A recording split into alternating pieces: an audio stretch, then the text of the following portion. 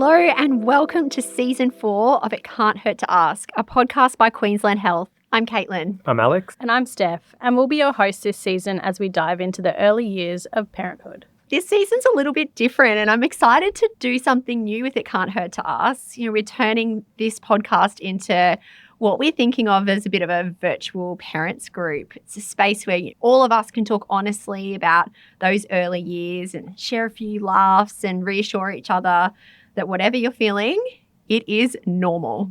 I'm really excited for this for the main reason that I didn't actually join a parents group when the kids were did born. I. Neither did I. So this will be really fun to go through, right? And I'm a bit nervous, to be honest, as well. So let's see how we go. Yeah, I think I'm going to have a couple of tears, but I'm super excited too. We're covering how we may feel as parents for the first 2,000 days of your child's life, starting with pregnancy all the way up to when your child is 5 or getting ready to start prep. There's so much we could cover. Oh my gosh, we could be here all day, all week, all month. But this season, we're really honing in on mental wellbeing for parents, which is super important. Yeah, really important. So every episode will be broken up into a focus on different stages and different ages. Each stage brings exciting developments for your child, which often comes hand in hand with some unique challenges for those raising them. I'm sure we all remember that well. Yeah, those phases are really distinct, aren't they? It's like it feels like it's going forever, and then all of a sudden the next day they've changed and you're into that next phase and you're like, absolutely. Yeah, so different. It was really interesting watching all that as you kind of seeing the kids grow. So throughout the series, we'll be joined by clinicians and lived experience practitioners from Queensland Health. So you'll hear expert advice alongside real parent stories from across Queensland. Yeah, and some of those real stories will be from us because we're all parents and we're coming at this probably from pretty different experiences, but it'll be interesting to see where that crossover is. I think it's important to talk about it together and really just see that there's no perfect way to parent. Everyone has a different perspective. We're all just working it out as we go along.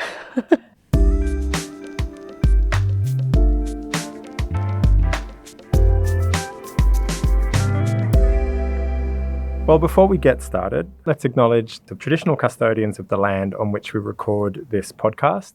For us, that is Meanjin. That is the land of the Yuggera and the Turrbal people. And we pay our respects to elders past and present and extend that respect to all Aboriginal and Torres Strait Islander listeners, as well as parents and carers raising the next generation.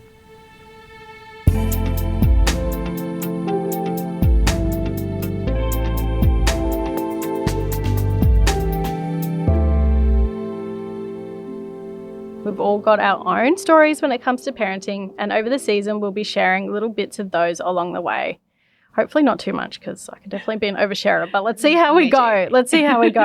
Caitlin, I know you've got 2 kids, but I don't really know much else. Okay. Can you tell us a bit about your parenting journey experience? Absolutely. Well, in a nutshell, I'm Caitlin. I have a beautiful husband, 2 kids. I've got a little girl who's 4 and a son who is 7.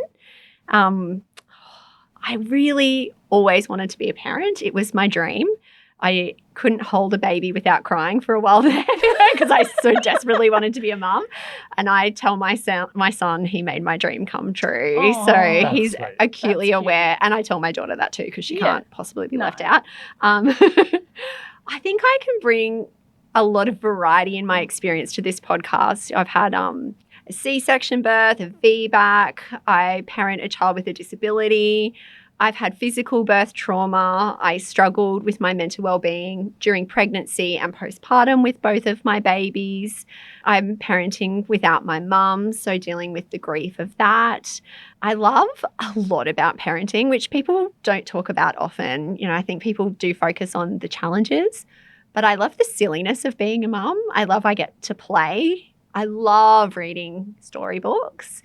I love the moment after you give birth and you look at this baby and you get to see what they look like. And then as the years go on, you get to learn who they are. It's so joyful to sort of observe this unfolding of a human being and learn who they're going to be in the world, which can also be challenging sometimes when they are like a little mirror to yourself. And I just love the nurturing and responsibility of caring for someone, being that person who's able to provide comfort, you know, being the hugger, the person who fixes the ouchies, the one who answers the big life questions, the one who gives the hugs that make everything okay.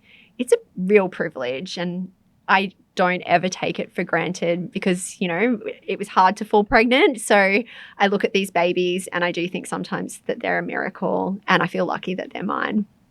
What about you, Alex? Yeah, that was really cool. I really like your approach to all that. So I'm Alex. I have 3 children.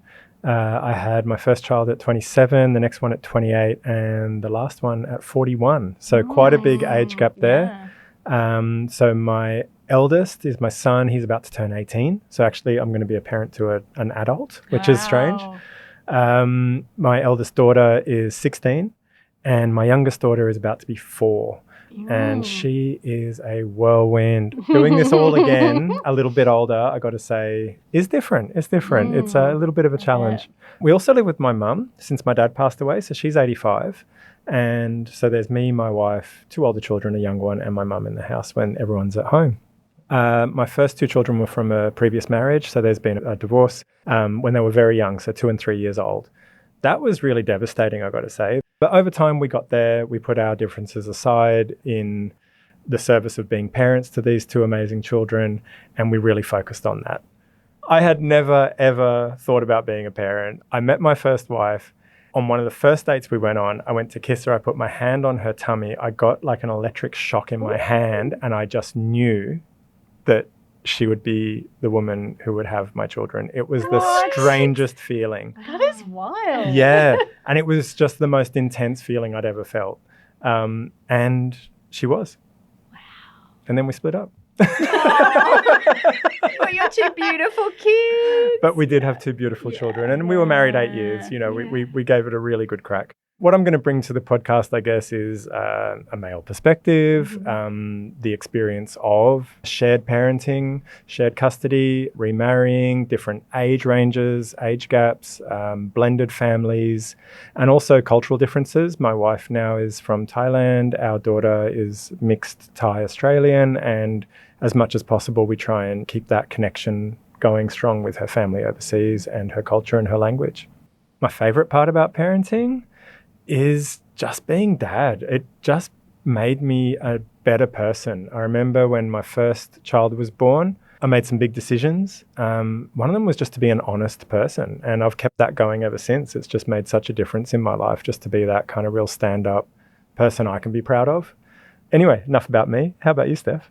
Yeah, thanks, Alex. So I'm Steph. My wife and I have 2 children, so a baby who's 6 months old, and then our daughter is 3 years old, so deep in the trenches at the moment. I'm the non-birthing mum to our kids, so my wife carried both of our kids. We did IVF, couldn't try the good old-fashioned way, of course, but took 2 years of procedures and appointments and all that kind of stuff. But, you know, we were really certain that we wanted to be mums, and it was all worth it because our daughter is just, she's such a gift and has just absolutely changed our life. And then our son, we were like, you know what, why don't we just try?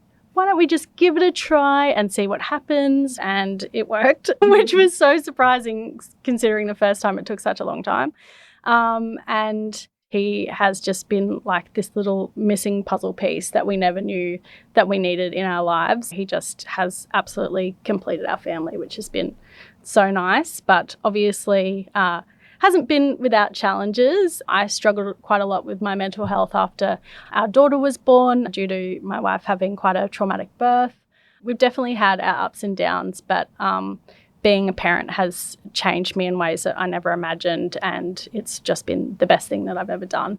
I never wanted to have kids. It just never appealed to me at all. I had and still have absolutely no interest in being pregnant and giving birth. I could not think of anything worse. Like props to anyone that has done it. You are braver than me, stronger than me.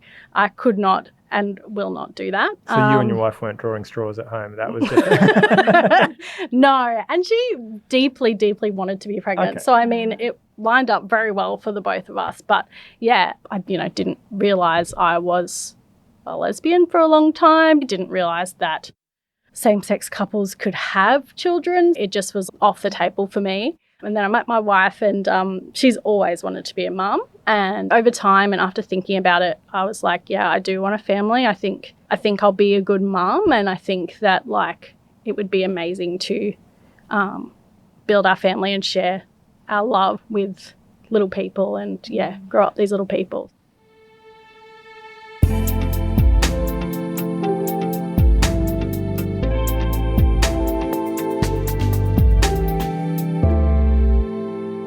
Parenting can feel incredibly isolating sometimes, especially in those early years where routines are new and it can be quite hard to find support.